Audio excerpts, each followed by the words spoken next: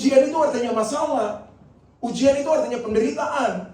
Ujian itu artinya persoalan di dalam kehidupan kita. Amin, Bapak Ibu. Ya, jadi kalau ada persoalan, ada masalah, ada ujian, ada penderitaan dalam hidup kita, itu ujian bagi kita. Kalau kita buat salah, lalu masalah terjadi dalam kehidupan kita, bertobat. Itu bukan ujian, tapi itu karena masalahmu. Itu karena kesalahanmu. Haleluya. Makanya bertobat, cepat-cepat bertobat. Tapi tiba-tiba persoalan datang tanpa kau bikin salah. Ingat itu, bersyukur bahwa Tuhan lagi mengasihimu. Yang setuju katakan amin. Bersyukur bahwa Tuhan lagi mengasihimu. Bersyukur bahwa kamu akan naik level. Karena dalam proses itu Tuhan tidak pernah meninggalkanmu. Tuhan selalu ada bersama-sama denganmu. Dalam ujian, Tuhan tidak pernah meninggalkan engkau. Tuhan ada di situ bersama-sama dengan engkau untuk menjalani ujian kehidupan. Amin, saudara? Jadi lihat ini, kita lihat dulu dari perspektif ujian, dari perspektif Alkitab. Dia bilang apa? Dia bilang gini, ujian adalah satu proses atau keadaan di mana kita dihadapkan pada tantangan, pada satu kesulitan, atau godaan yang menjadi sarana untuk menguji kehidupan kita. Sehingga kita menghasilkan kemurnian iman, membentuk karakter serta ketaatan kita pada Tuhan. Yang setuju katakan amin? Jadi dia adalah menjadi sarana untuk menguji kehidupan kita. Supaya karakter kita diubahkan. Supaya hati kita diubahkan. Supaya pikiran kita diubahkan. Perasaan kita diubahkan. Semua hidup kita diubahkan. Amin. Ini perspektif Alkitab tentang ujian. Ingat sini, ini adalah cara yang digunakan Tuhan. Untuk apa? Menguatkan dan memurnikan hati dan kehidupan kita sebagai orang percaya. Cara Tuhan cuma satu, untuk mendewasakan, untuk memurnikan kita. Itu apa? Persoalan, penderitaan. Itu cara Tuhan satu-satunya untuk mendewasakan kita, untuk mematangkan kita. Haleluya. Nah, makanya kalau kamu ada dalam persoalan, ada dalam masalah, itu berarti ada sesuatu dari hidup kita yang harus dibenahi. Halo? Ya? Kalau ada persoalan, kalau ada penderitaan dalam hidup kita, berarti ada sesuatu atau sisi lain di hidup kita yang harus dibenahi. Supaya apa? Supaya semakin serupa dengan Kristus, semakin benar, semakin dimurnikan. Itu kata kita begitu. Ya, itu perspektif Alkitab mengenai ujian. Jadi tidak ada cara lain yang Tuhan pakai selain penderitaan. Halo? Amin. Jangan-jangan habis khotbah ini minggu depan sudah nggak ada yang datang ibadah. Enggak, Pak. Haleluya, saudara. Ini harus kita pahami benar. Karena seluruh hidup kita ketika kita dalam dosa, jatuh dalam dosa, itu hancur semua. Itu keluar dari jalur Tuhan. Itu berdosa semua. Nggak ada satu pun dari tubuh kita ini yang benar ketika kita jatuh dalam dosa. Mata kita sudah berdosa, tangan kita sudah berdosa, kaki kita sudah berdosa, apalagi mulut kita. Jangan bicara tentang perempuan aja atau ibu-ibu aja yang suka cerewet. Harus 25.000 kata setiap hari. Itu bapak-bapak pun begitu. Kata-kata satu kali keluar aja bisa menyakiti anakmu. Halo? Bapak-bapak, jaga kata-katamu. Karena kamu adalah imam dalam keluarga. Kamu contoh benar-benar dalam keluarga. Anak-anak rusak. Ingat, anak-anak rusak bukan karena pergaulan mereka. Anak-anak rusak karena bapak mereka di rumah nggak benar. Iya, ampuni bapak. Karena bapak-bapak di dunia nggak benar. Gitu. Makanya perhatikan contoh bapak di surga. Haleluya. Kamu dalam ketidakbenaran, dia tetap cari kamu. Halo. Amin. Kamu dalam ketidakbenaran, dia tetap mengasihi kamu. Itu Bapa di surga. Tapi Bapa di bumi, anak-anak bikin sedikit aja, kata-katanya, udah kayak apa? Sudah kayak panah, lebih dari panah, lebih tajam dari panah. Itu bikin apa? Bikin sakit hati anak-anak. Bapak-bapak, dengar baik-baik. Yang jadi bapak hari ini, dengar baik-baik. Yang belum jadi bapak, belajar. Haleluya. Yang belum jadi bapak, cari cepat-cepat. Ya.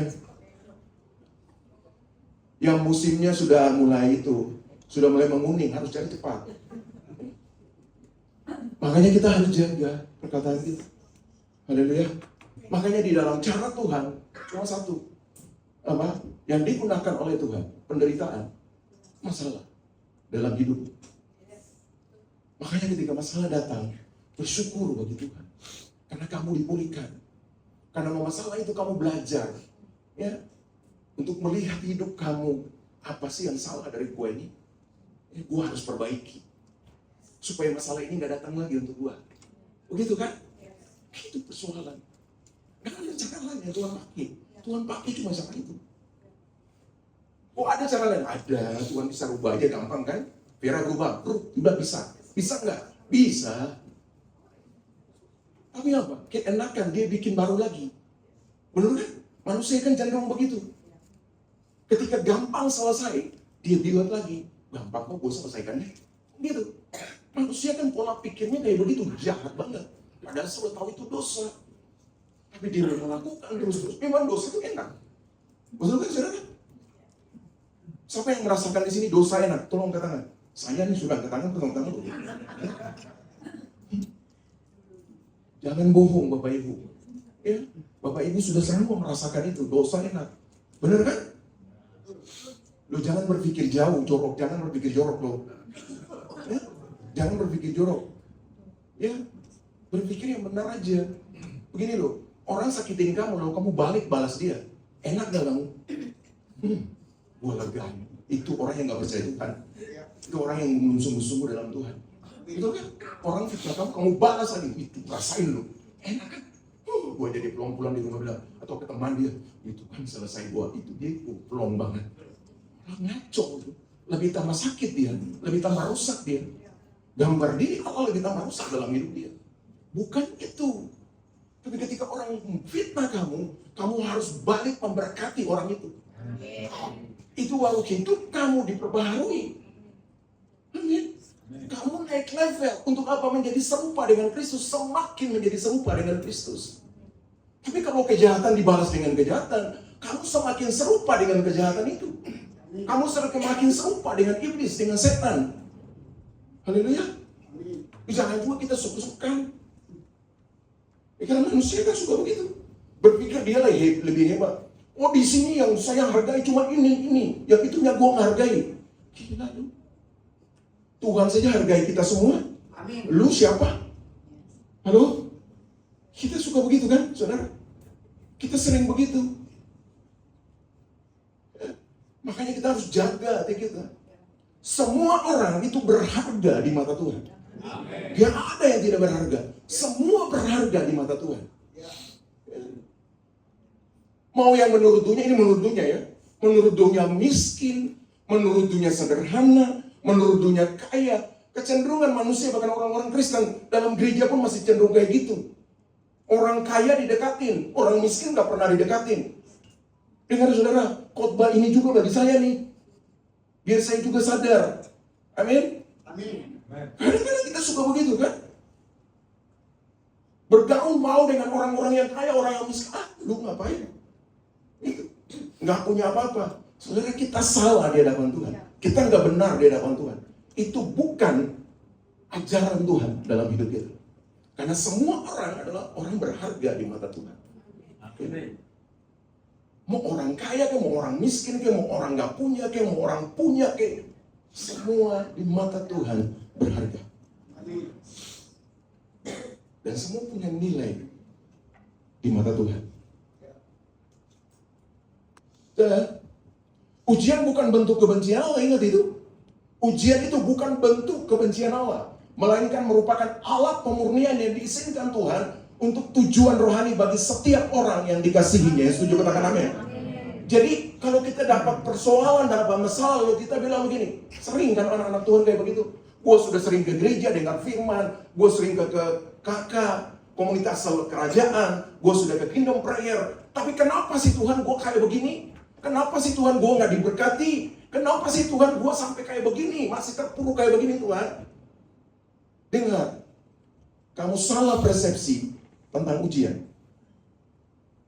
Haleluya. Kamu salah berpikir tentang Tuhan bagi kamu. Karena ujian bukan bentuk kebencian Tuhan bagi kamu, bagi kita. Tapi ujian adalah merupakan alat pemurnian yang diizinkan oleh Tuhan terjadi dalam kehidupan kita. Dengar lo, beda ya, beda aja. Jangan bilang penderitaan itu datang dari Tuhan. Bukan. Penderitaan tidak datang dari Tuhan. Cuma Tuhan izinkan penderitaan hidup dalam hidup kita. Tuhan izinkan masalah ada dalam hidup kita. Supaya apa? Memurnikan seluruh hidup kita. Agar semakin hari semakin serupa dengan Dia. Kan itu tujuan kita kan. Jadi jangan bilang gini, oh penderitaan itu datang dari Tuhan. Enggak, Tuhan tidak pernah kasih penderitaan. Enggak. Tuhan tidak pernah kasih kesakitan bagimu. Enggak pernah. Yang Dia kasih adalah kekuatan dalam kehidupanmu. Amin. Untuk menjalani hidup ini.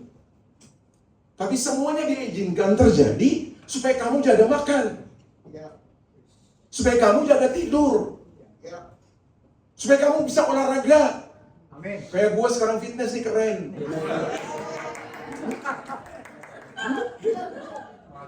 Sebentar lagi gue pakai yang ketat aja. Khotbah pakai yang ketat. Tapi jangan pantun ya, nggak boleh pantun.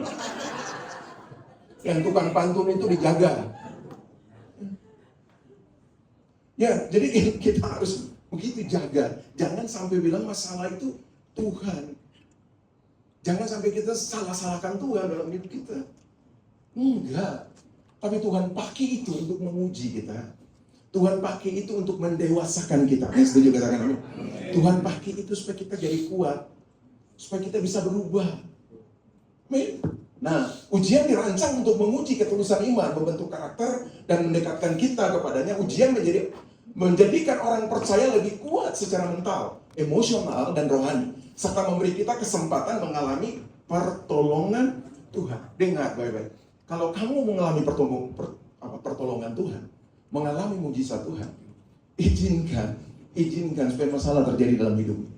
Kamu mau lihat pertolongan Tuhan dari mana sih kalau nggak ada masalah? Gimana? Kita mau lihat pertolongan Tuhan di mana? Kan kadang-kadang manusia gini, kadang-kadang kalau dia hidup bisa bernafas, bisa makan, itu biasa bagi dia. Padahal kalau kita lihat itu pertolongan Tuhan bagi kita. Itu kan? Makanya Tuhan izinkan masalah supaya kamu lihat pertolongannya dalam hidup. Kalau nggak ada itu kamu nggak lihat dia. Amin. Saudara kalau baca Ayub itu baru saudara bisa ngerti gitu. Saudara baca Ayub baru saudara ngerti. Ayub terakhir dia bilang begini. Sekarang baru saya lihat dengan mata kepala itu sendiri. Itu baru dia lihat. Dalam proses itu baru dia lihat. Padahal awalnya dia bilang begini. Ayub adalah orang yang apa? Yang benar di mata Tuhan. Tidak ada seorang pun yang benar sebelum dia di proses Tuhan. Atau tadi bilang dia adalah orang yang benar di mata Tuhan. Cuma dia orang yang benar. Tapi ketika dia diproses oleh Tuhan baru dia bilang begini. Sekarang, jadi waktu dia benar itu dia belum melihat. Dia belum mengenal, dia belum melihat pertolongan Tuhan bagi dia. Walaupun dia sudah diberkati dengan berkat-berkat yang berlimpah, anak-anaknya cantik-cantik, semuanya hebat. Nggak ada orang yang paling kaya pada saat itu di dunia seperti Ayub. Tapi dia nggak bilang bahwa sekarang baru aku melihat. Enggak. Setelah proses selesai, baru dia bilang ini. Aku baru lihat sekarang dengan mata kepala aku sendiri. Wow. Jadi saudara jangan bilang kalau engkau orang benar. Kalau kamu belum mengalami persoalan dalam hidup. Mengalami ujian dalam hidup. Amin. Alami ujian, baru kamu lihat dengan pertolongan Tuhan dalam kehidupan kita. Berikan tepuk tangan bagi Tuhan. Nah, ini lagi yang lebih mentereng, saudara, lebih keren. Yakobus 1, 2, dan 3, dia bilang ini, saudara-saudaraku, anggaplah sebagai satu kebahagiaan apabila kamu jatuh ke dalam. Sebab kamu tahu bahwa ujian terhadap imanmu itu menghasilkan. Nah, kalau mengerti itu oke. Tapi kalau saudara nggak ngerti ini, lalu dia bilang begini, saudara-saudara anggap sebagai satu kebahagiaan apabila kamu jatuh ke dalam pencobaan. Kalau penderitaan, kalau kesusahan datang dalam hidupmu, lalu kamu anggap sebagai kebahagiaan. Bisakah itu dalam hidup kita? Coba ngomong ke saya. Bisakah itu? Enggak, teriak-teriak terus kan? Benar nggak? Itu manusiawi. Tapi kita bukan manusia biasa. Kita bilang gini, kita manusia Allah. Kita anak-anak Allah. Haleluya. Jadi semua kekuatan Allah itu harus ada di dalam kehidupan kita. Itu perspektifnya harus begitu. Pemikirannya harus kayak begitu. Supaya kita menjalani kehidupan, menjalani proses, menjalani semua masalah dalam kehidupan kita jadi kuat. Kita nggak bersungut-sungut. Amin. Kita menganggap kebahagiaan apabila ada pencobaan, apabila ada masalah, apabila ada penderitaan datang dalam hidup kita. Kita tetap bahagia. Karena kita tahu ada hal yang besar yang Tuhan akan kerjakan dalam kehidupan kita. Kan ujungnya itu. Ya, ujungnya itu bagi kita. Nah kita lihat Yakobus bilang apa ini? Dia bilang, menurut Yakobus, ujian dan pencobaan bukan tanda Tuhan meninggalkan kita. Yang setuju katakan amin. Melainkan alat atau sarana yang Tuhan pakai untuk membentuk karakter. Jadi menurut Yakobus itu ujian dan pencobaan itu bukan tanda Tuhan meninggalkan kita. Artinya begini, ketika masalah datang, ketika persoalan datang, ketika penderitaan datang, itu Tuhan pergi dari kita. Enggak. Justru dia semakin ada, dia ada di dalam kehidupan kita terus menerus. Maka saya bilang gini, ketika kita di gunung, Tuhan ada. Ketika kita di lembah yang paling dalam sekalipun, bahkan jurang sekalipun, Tuhan ada di situ. Amin. Jadi dalam setiap persoalan hidupmu, Tuhan ada di situ. Dia tidak pernah meninggalkanmu, itu kata Yakobus. Ya, jadi bukan, tetapi itu semua dia pakai untuk sarana Tuhan, untuk pakai membentuk karakter hidup kita. Pendewasaan rohani dan memperkuat iman kita, sehingga kita menjadi orang yang percaya, menjadi matang, menjadi dewasa. Kalau orang yang sudah matang, orang yang sudah dewasa, pasti dia akan berbuah. Haleluya.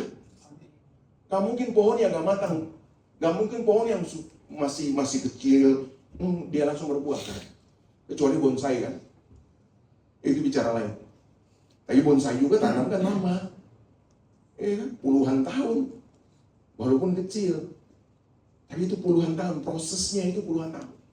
Nah sama dengan kehidupan kita. Kehidupan kita itu berproses bukan puluhan tahun, tapi sampai kita dipanggil pulang oleh Bapa di surga. Amin. Proses itu tetap ada dalam hidupmu. Ya.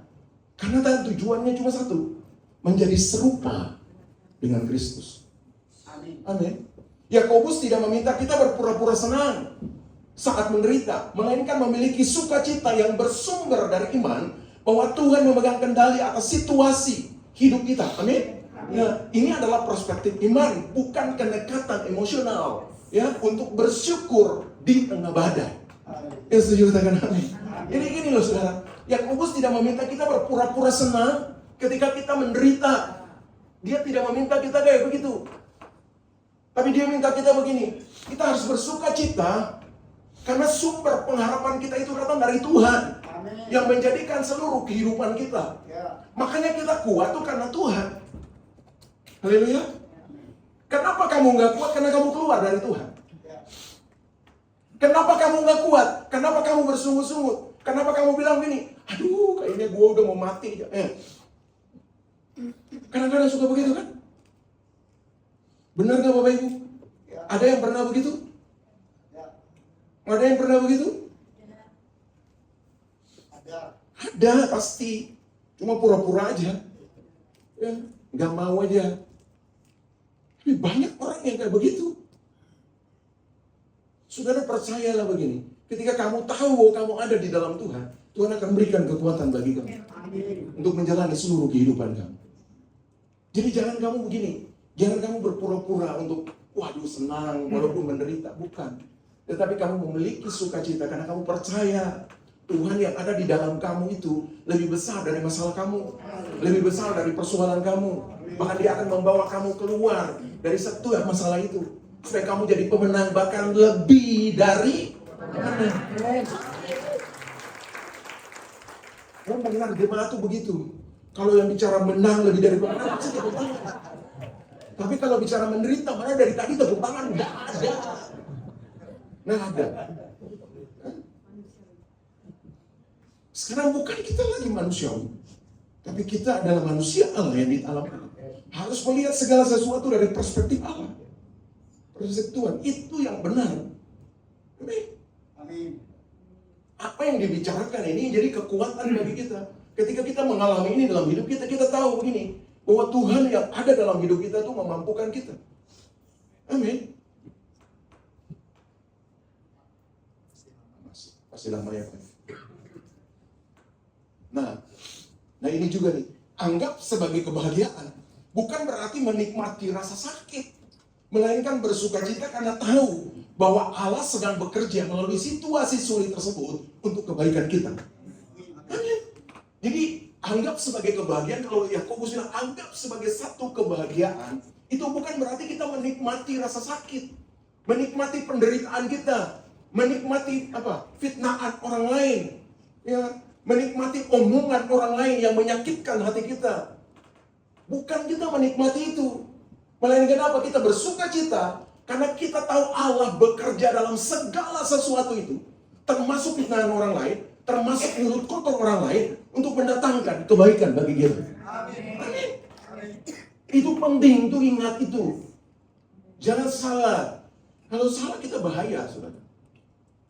Salah kita akan maki-maki Tuhan. Salah kita akan bersungut-sungut ke Tuhan. Makanya jaga perspektif Allah di dalam hidup kita. Bahwa Allah itu ada dalam hidup kita. Yesus ada di dalam kehidupan kita.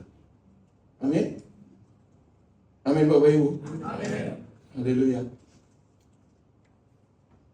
Nah, ini baru kita mulai.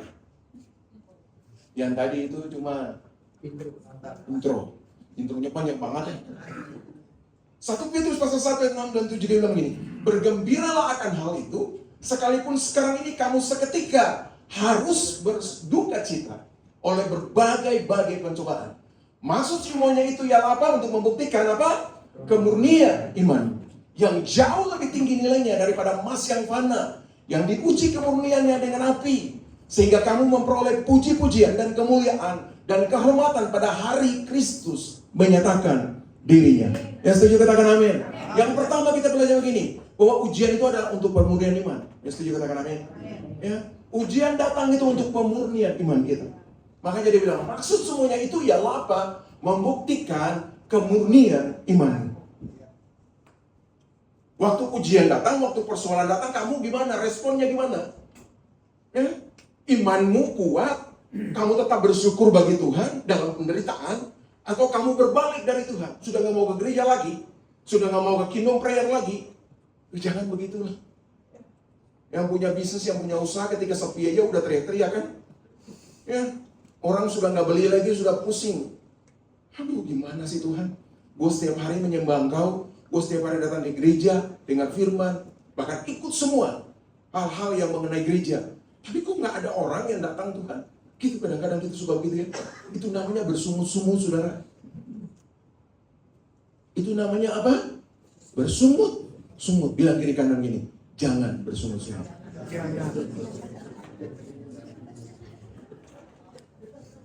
Nah kita lihat, penderitaan atau duka cita digambarkan sebagai proses pemulihan iman, seperti emas yang diuji oleh api.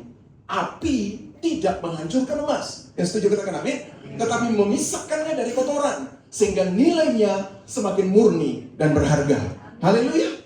Jadi kalau ujian datang dalam hidupmu, itu dia memurnikan emas, dia tidak menghancurkanmu. Dengar, persoalan penderitaan yang diizinkan Tuhan datang dalam hidupmu, tidak akan menghancurkan hidupmu. Haleluya. Dia hanya memisahkan kotoran, dia hanya memisahkan hal-hal yang gak benar dalam kehidupanmu, supaya kamu tumbuh benar di dalam dia, dimurnikan oleh dia. Haleluya. Karena Tuhan kita kudus. Ya. Kalau kita kudus kan? Kalau Tuhan kudus, makanya itu harus diproses terus. Kan yang itu tuh harus diproses terus sehingga akan menjadi akhirnya jadi bukan lagi jadi itu. Proses dari I menjadi U itu susah. Jangan saudara pikir cuma tinggal taruh begini. Enggak. Itu proses, saudara. Yang dari I menjadi U itu proses benar. Kamu kuat nggak dalam proses itu? Amin. Makanya dia yang ini. Seperti emas yang diuji oleh api. Api tidak akan menghancurkan emas. Tapi justru api memisahkan emas itu dari kotoran. Ya, supaya emas itu muncul bersinar. Tidak ada lagi kotoran di situ. Sama dengan hidupmu. Jadi semua kotoran-kotoran dunia, kedagingan-kedagingan itu bisa dibersihkan dengan apa? Persoalan, penderitaan, masalah di dalam hidupmu. Nah itu baru tepuk tangan benar. Kita lihat. Nah dalam Petrus pasal 1 ayat 7, Petrus menyebutkan ketiga hasil rohani dari ujian iman itu adalah apa? Pujian, kemuliaan, dan apa? Kehormatan. Itu hasil dari pemurnian iman. Amin. Adanya apa? Pujian, kemuliaan, dan kehormatan. Wow. Kalau kamu keluar dari setiap proses itu, nah kita akan dapat 3 hal ini. Dapat pujian, dapat kemuliaan, dan dapat kehormatan dari Allah kita. Amin. Haleluya. Amin saudara. Nah penderitaan bagi orang percaya adalah hal yang wajar. Jadi bukan tanda kesialan, bukan bukti Tuhan marah, dan bukan indikasi bahwa Tuhan tidak mengasihi. Justru sebaliknya, seluruh proses ujian ini berakar dari apa? Kasih Allah. Amin. Karena Allah mengasihimu, makanya dia berikan proses dalam hidupmu. Karena Allah mengasihimu, maka dia kasih masalah dalam hidupmu. Dia izinkan masalah dalam hidupmu. Dia izinkan penderitaan dalam hidup. Karena semuanya itu berakar dari kasih. Halo? Nah kalau suara saya kayak besar begini, lalu ada yang tidur keterlaluan. Saya percaya mata kita semua terbuka, amin. Tujuan utamanya adalah apa? Adalah pendewasaan rohani. Bukan sekedar berkat, melainkan penyempurnaan karakter. Haleluya. Agar sikap menerima kemuliaan agar siap menerima kemuliaan dari Tuhan Yesus Kristus Allah kita. Amin. Nah saudara kalau mau terima kemuliaan Tuhan, saudara harus seperti dia. Saudara harus seperti gambarannya. Gambaran Kristus. Percaya pada dia. Tapi dengar, dia lakukan itu karena kasihnya bagi kita. Dia mau supaya hidup kita tuh benar. Makanya dia izinkan penderitaan, dia izinkan masalah terjadi dalam hidup kita. Amin. Amin. Itu untuk membentuk seluruh kehidupan kita supaya jadi lebih benar. Kalau saudara dan saya jadi lebih benar, maka semua yang dia punya itu akan mengalir dalam hidup. Nah itu kan yang kita inginkan kan semua. Betul kan? Ya banyak kali kan memotivasi orang datang di gereja. Ya saya nggak tahu di sini ya. Tapi saya berharap nggak ada. Hanya berharap. Gitu. Orang datang ke gereja, motivasinya apa? Untuk cari berkat. Padahal sebenarnya, kamu dan saya, Bapak Ibu dan saya sudah dapat berkat dari Tuhan. Sudah diberkati oleh Tuhan. Kita datang ke tempat ini untuk memberikan yang terbaik bagi Tuhan. Amin. Jadi setting dari rumah, datang ke tempat ini untuk memberi, bukan untuk menerima. Haleluya. Itu kamu harus setting dari rumah tuh kayak gitu. Datang ke tempat ini bukan untuk dapat, karena kamu dan saya sudah dapat. Datang ke tempat ini untuk memberi yang terbaik bagi Tuhan. Saudara datang ke tempat ini itu berarti saudara menyediakan waktu bagi Tuhan. Itu yang terbaik bagi Tuhan. Ketika saudara mendengar firman, saudara sedang memberikan hati saudara kepada Tuhan untuk dibentuk. Amin.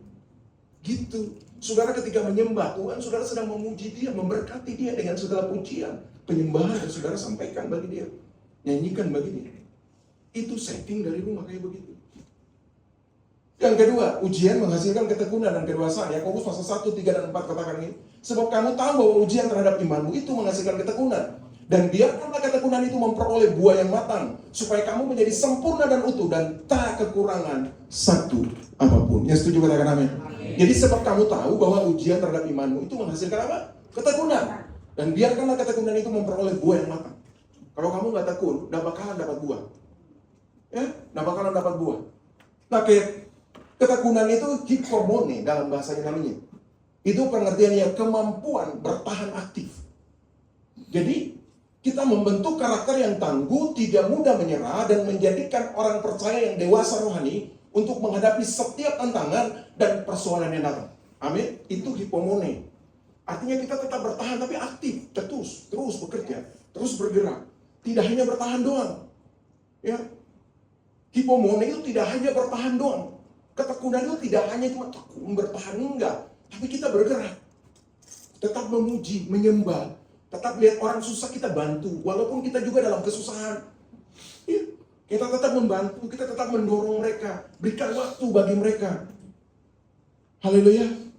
Nah itu yang harus terjadi dalam hidup, itu ketekunan. Nah setiap tantangan dan ujian yang datang dalam hidup kita, yang diizinkan oleh Tuhan, selalu disesuaikan dengan tingkat kematangan rohani. Yang disesuaikan dengan tingkat kematangan rohani kita. Dan tidak akan pernah melebihi atau melampaui kekuatan kita. Percaya ini saudara? Harus yakini ini. Jadi semua persoalan yang datang daripadamu, itu sesuai dengan tingkat kematangan rohani kita. Amin. Sesuai dengan kekuatan kita, nggak bakalan akan melebihi. Makanya kita kan sering lihat orang, ada yang, cuma masalah itu, karena kamu sudah di level atas. Juga kamu sering lihat, berat banyak yang masalah, karena kamu masih di level dia, di bawah. Amin. Amin. Kan gitu. Semakin tinggi level kita, semakin berat juga persoalan, Ya. masalah, ujian yang datang dalam hidup kita. Makanya Alkitab bilang begini, jangan heran akan semuanya itu. Amin. Jangan heran, karena itu pasti terjadi. Itu pasti terjadi dalam kehidupan kita. Nah, setiap ujian diizinkan berdasarkan kebaikan Allah dengan tujuan agar kita menjadi semakin kuat, tangguh, dewasa secara rohani, dan menghasilkan buah yang nyata. Amin. Semuanya pada intinya itu menghasilkan buah. Ya, dalam penderitaan pun kamu bisa menghasilkan buah. Ya. Dalam ujian pun kamu bisa menghasilkan buah. Asal kamu berespon benar. Asal perspektifmu itu benar di dalam iman. Amin. Ya, banyak kali loh orang memenangkan jiwa itu waktu dia masih lagi sakit. Ya. Ya, banyak orang memenangkan jiwa seperti itu. Dia lagi dalam penderitaan, dia bisa memenangkan jiwa. Nah, kita yang sehat-sehat, tanya dirimu sendiri. Atau tanya di orang di samping, lu sudah menangkan berapa jiwa?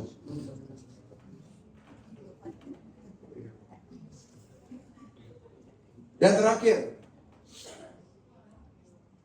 membentuk karakter seperti Kristus. 1 Petrus pasal 2 ayat 20-21. Sebab dapatkah disebut pujian jika kamu menderita pukulan karena kamu berbuat dosa. Tetapi jika kamu berbuat baik dan karena itu kamu harus menderita, maka itu adalah kasih karunia pada Allah. Yang setuju katakan amin. Ya, sebab untuk itulah kamu dipanggil. Karena Kristus pun telah menderita untuk kamu dan telah meninggalkan teladannya bagi kamu, supaya kamu mengikuti jejaknya. Haleluya. Jadi jejak Tuhan Yesus, dia tidak salah, tapi dia dapat penderitaan. Dia digantung, dia dipukul, dia dihina, dia disalibkan, mati. Dia nggak salah. Nah itu contoh dan teladan bagi kita. Teladan kita Kristus. Jadi dalam setiap persoalan yang kita hadapi, kita harus punya tujuannya satu. Seperti Kristus. Dalam penderitaan, bukan karena kesalahanmu, tetap tekun di situ. Tetap jalanin di situ. Nah, kadang-kadang orang Kristen, apalagi yang orang Kristen karismatik, apalagi itu. Ya kayak kita begini, pada masalah langsung, aku tolak segala masalah. Padahal masalah itu kan datang untuk mematangkan kamu, memurnikan kamu. Kan gitu kan? Karena kita sering latah saja, nggak tahu. Segalanya kita lihat dari orang kan. Itu masalah, harus tolak dalam nama Yesus. Ngaco lu. Ada. Di dalam Alkitab ada yang bilang nggak tolak dalam nama Yesus. Ada kan? Nggak ada. Ya kita harus tetap hadapi itu dalam kehidupan kita. Amin. Yes. Di musik maju yuk. Mengikuti Yesus bukan hanya soal percaya, tetapi mengikuti jejak hidupnya. Rasul Petrus berkata bahwa Kristus telah menderita dan meninggalkan teladan supaya kita mengikuti jejaknya. Itu di 1 Petrus pasal 2 ayat 20-21. Melalui penderitaan kita belajar setia, sabar, mengampuni dan mengasihi seperti Kristus. Jadi kita bukan hanya soal percaya saja, ya, tetapi mengikuti jejak hidup dari Kristus. Apa yang Kristus lakukan, ya, dalam penderitaan dia di dalam dunia ini.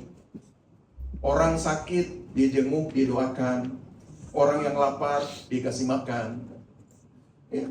Dan dia lakukan mujizat-mujizat supaya kita bisa lihat bahwa ada kuasanya di situ.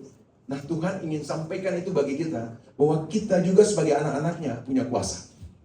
Haleluya. Nah, masalah hidup pasti datang kepada setiap orang. Bahkan terkadang hadir seperti badai besar. Namun orang percaya menerima kekuatan dari Allah karena iman kita berdiri di atas kasih Kristus. Oleh karena itu, kejarlah pengenalan yang benar akan kasih Allah yang menjadikan karakter kita serupa dengan Kristus. Supaya badai kehidupan datang, kita tidak hancur, melainkan bertumbuh semakin dewasa dan semakin kuat. Berikan tepuk tangan bagi dia, saudara. Terima kasih, saudara. Ketika ada persoalan, ketika ada masalahmu datang hari ini, bersyukurlah bagi Tuhan. Kalau itu bukan kesalahanmu, bersyukurlah.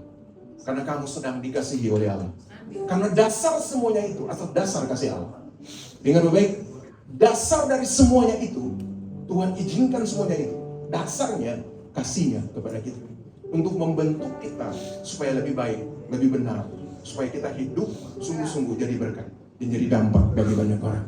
Biarlah kebenaran ini memerdekakan hidup kita menjadi berkat dalam kehidupan kita. Berikan tepuk tangan bagi dia. Mari bangkit berdiri bersama-sama.